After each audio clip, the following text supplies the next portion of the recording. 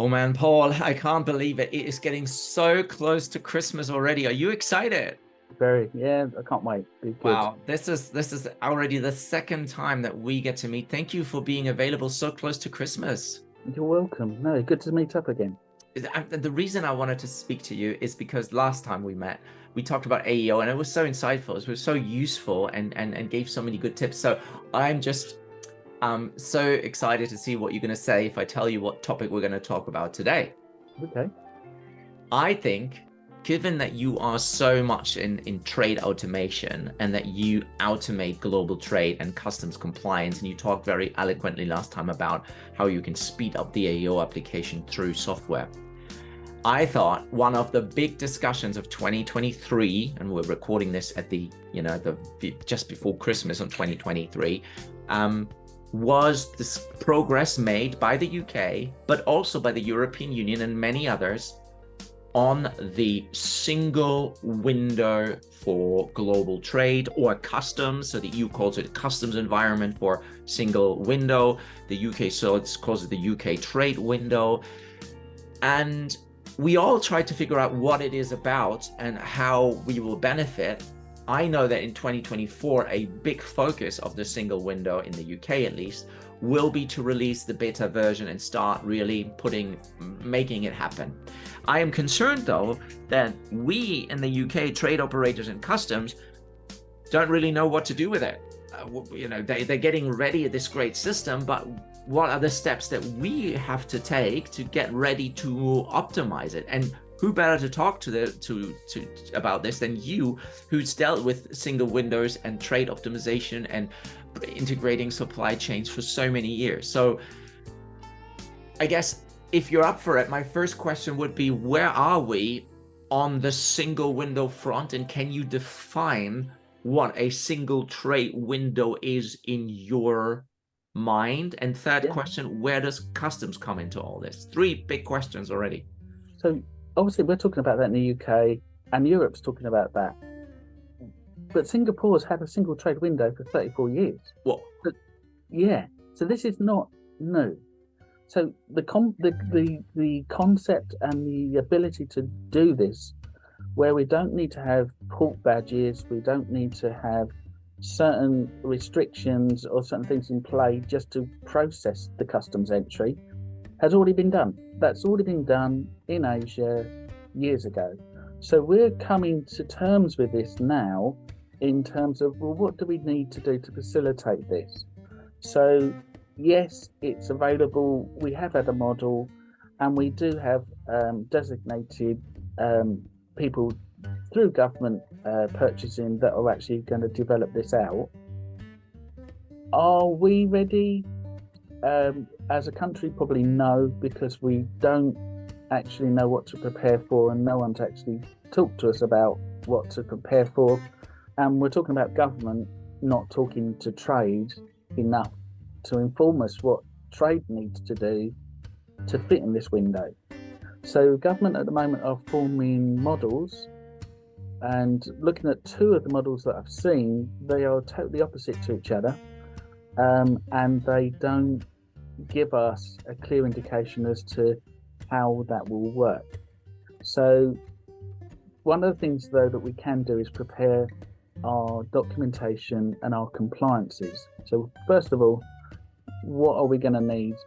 We're going to be asked questions around country of origin, where things come from, proof that these things come from these countries, and have the relevant certification, the relevant, if you like, if there's a veterinary stamp on there, a signature to prove that it came through there.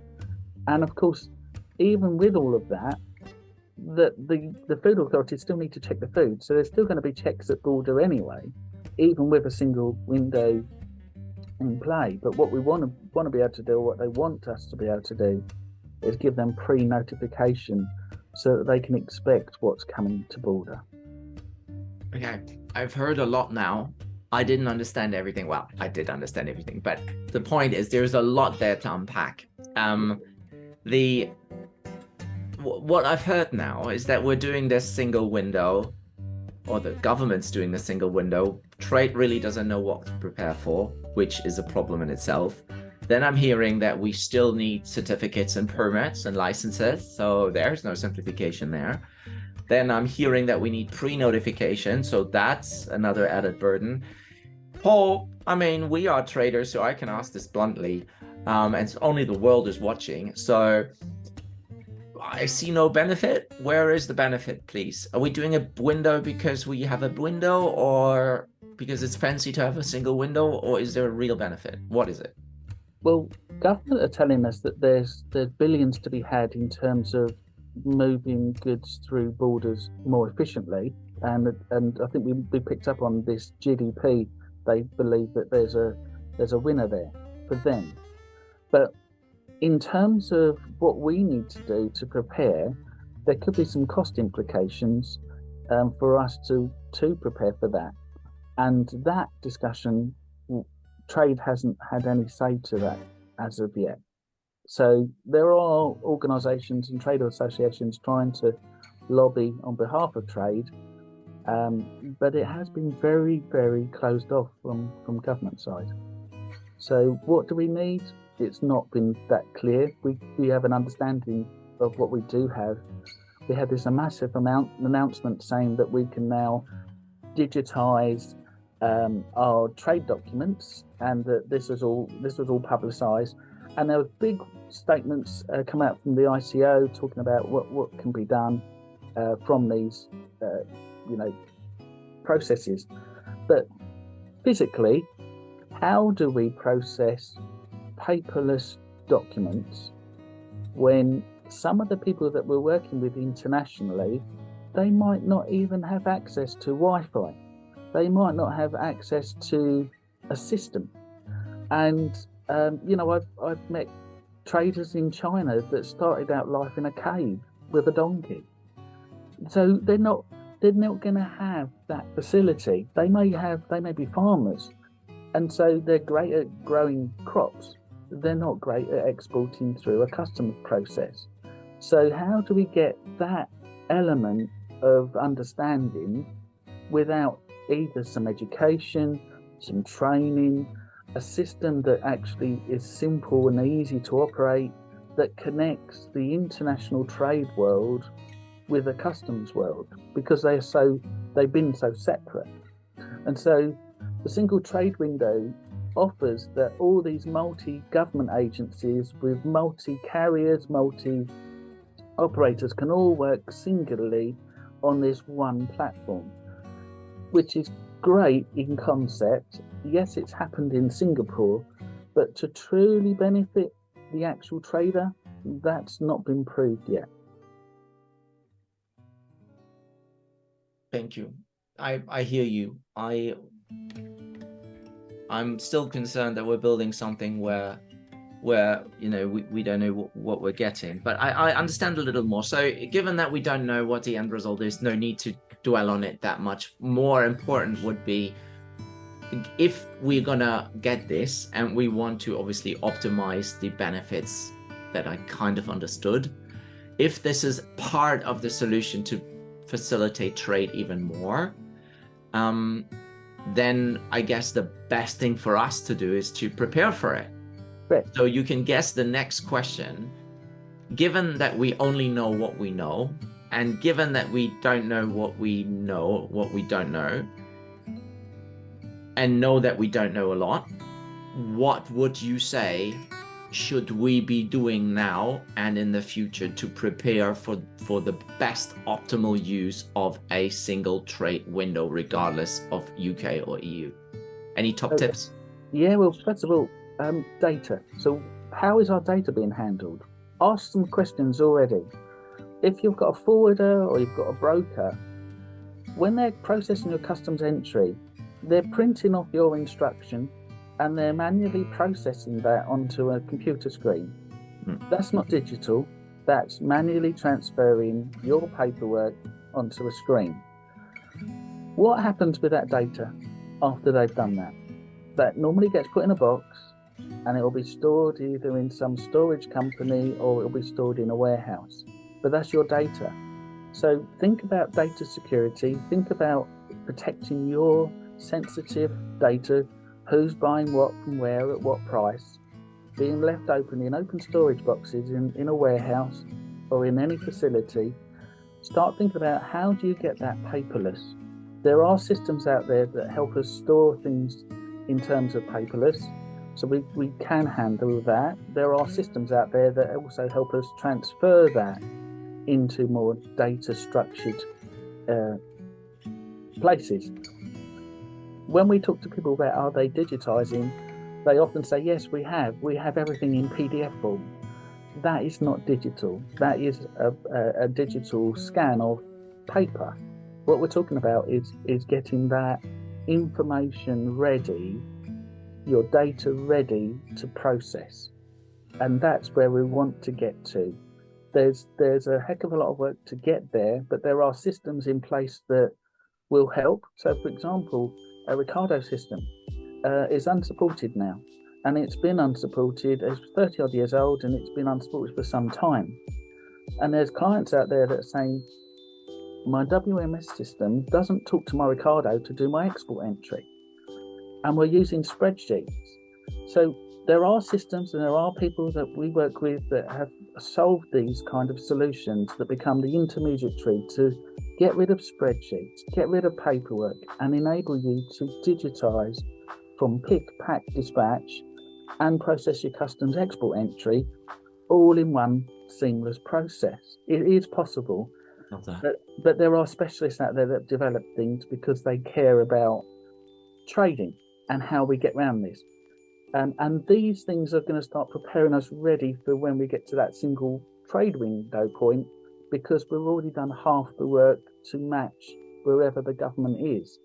At some point, it will be a data exercise in terms of file formats matching and fields. That will be a small job to do in comparison to where we are at the moment, where we've got boxes of paperwork left in warehouses and we don't know what's happening with them. So we can tighten up our security, tighten up our data, think about what systems are available to help us paperless, and also admin. Can we reduce our admin, and can we digitize and automate? Automation is the way. If you can't, every way you need to be able to automate your system, and you don't have to spend a lot of money doing it, but you do need to think about how do we automate this.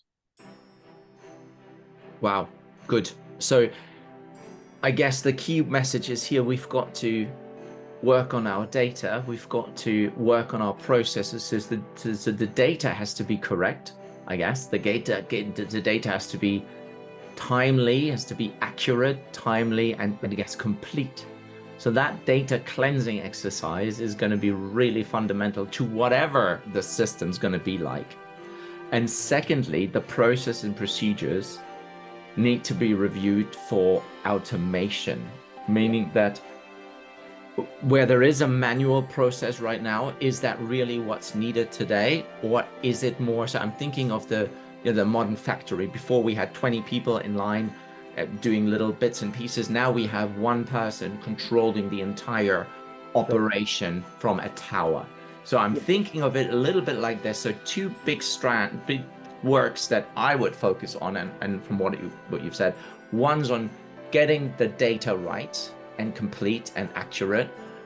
Also thinking about the security around it, making sure it's available in a format that's readable and it is secure. And then the second big block is, where do I need to tighten and change my processes to be more guiding and observing and managing exceptions rather than transactions. Is that right? Correct. You'll find that there are the ability to have 100% accuracy within your customs coding that matches your descriptions, but you do need to shop around. A lot of AI nonsense has been spread out saying that there's lots of AI systems that can automatically transfer your description into a code. Yeah, talk to me about that. Yeah, I heard a lot about that. I can now go to a very famous website and system and say, classify me this and give me the origin of this, and it will tell me the solution, correct? Yes, but when you talk to some of the people that originally were behind that, the directorates now, they're saying that the accuracy is not 100%. That it still needs the human eye. So it we do need to make sure, because obviously there's claims and there's fines involved here if we get it wrong. So £250 to £2,500 per customs entry if you're wrong is at stake. So we don't want to be in a position where we're liable. So we do need to make sure if we're using a system, it is 100% accurate, or that they have backup systems, which may even be human, to overlook to make sure things are actually making sense. And again, you're right too in the fact that it needs to be integrated. We've got to get away from silos. You know, the buyers, the warehousemen, the supply chain guys, they all need to work as one unit. No longer defending their area of blame or fault finding. We need to kind of work on saying, well, why are we overstocking and spending all our cash just overstocking in our warehouse? Why aren't we got a strategy on how we stagger maybe our stock, or how we're bringing it in? We won't bring it all the way to the UK when we could be, cross shipping that already to our clients. What ways can we do that? So things need to be investigated and looked at strategically. They need to look at from a compliance point of view, but there needs to be this integration, this automation consideration to help us and help everyone visually see, where are we in this supply chain? What is going on? Where am I? Yeah, so you're saying automation's all good, but humans are still needed for customs? For me, yes. We have partners that have IBM and Xerox going every year, talk about scanning systems that they all work and can give them the right fields. And every year they've not been able to use the systems because they fail. Maersk MSC spent hundreds of millions trying to develop systems, and they've actually had to throw the system away in the end because it didn't work. So if they've spent 100, 200 million on these projects, and they've still gone back to having humans looking at descriptions versus cartons versus weights versus quantities, then obviously there's a whole ream of things. We've seen clients spending $100,000 instead of 100,000 RMB because we got the currency wrong. So these are errors that are not being picked up, and these are important things that are costing clients. So yes, and I would say and boldly say that in the last 2 years we've edited and audited over 2 to say 5,000, anywhere between that 2 to 5,000 customs entries across the range of all your largest providers of forwarders to your small ones, and no one has got over 20% correct. 80% of all the customs entries we've audited over the last 2 years, over 80% are wrong. They're wrong. And we're talking about those that boast that they've got AI, we've got those that boast that they're automated, we've got those that boast they've got all sorts of processes in place and checks, and they're wrong. That's crazy. That is insane. So we moved quite away from the customs trade, from the single trade window to where we are, but it all ties in together, right? Because wrong information in the customs entry means the single trade window is useless. Correct. Because you're just going to give wrong information to many other agencies. Yeah. So we're getting back to the key point.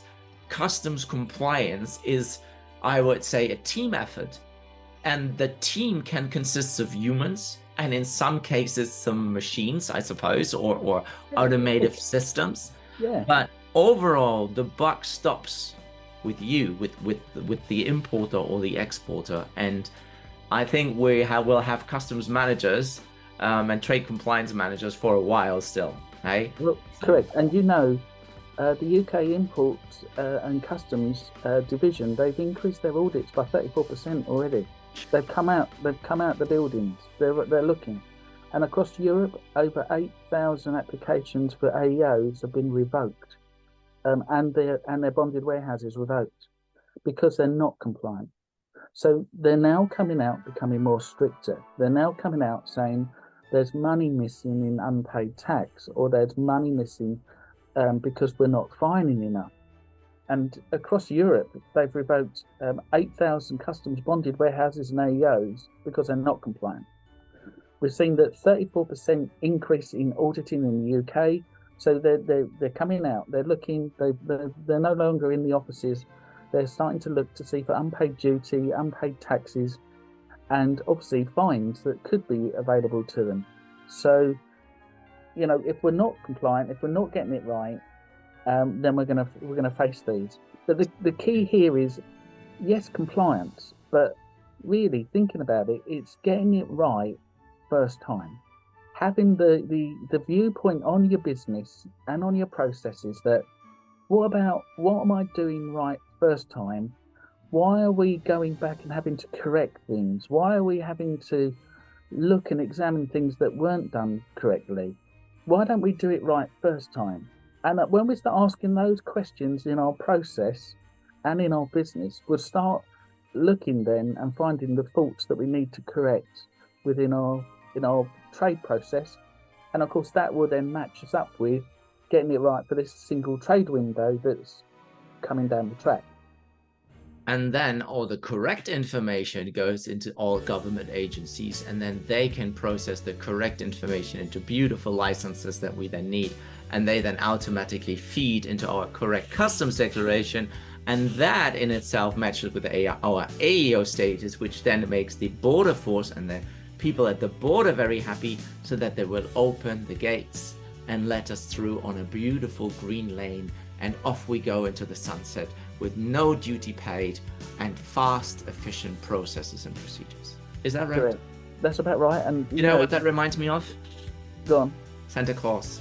Yeah. And the presents. Because imagine if Santa Claus had to go through all of this, had to make customs declarations, had to wait at the border, had to have. Do you know, I think Santa Claus has AEO status and is operating the North Pole single window. What do you think? I think he must be, and he's got that down to a T. He's automated it, he's got his compliances right, and he's got all these people on board. All the elves are working in harmony, right?